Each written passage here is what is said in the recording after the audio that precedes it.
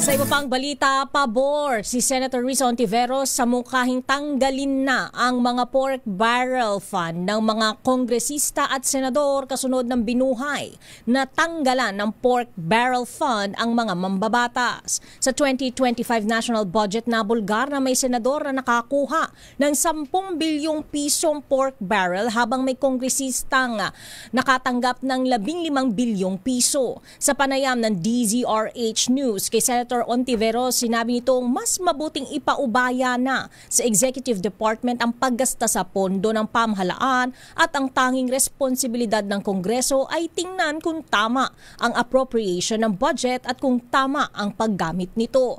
Nauna nang iniulat ng Malacanang na inaprubahan na ni Pangulong Ferdinand Marcos Jr. ang 6.773 trilyong piso na 2026 proposed national budget. Narito ang bahagi ng panayam ng DZRH News kay Senator Hontiveros. Payag naman po ako kasi in principle naman yung mga pondo talaga ay dapat hawak ng o ginagastos ng executive. Opo, mula barangay hanggang sa Office of the President. At ang i-preserve talagang kapangyarihan naman namin sa Kongreso ay yung appropriation, yung power of the purse.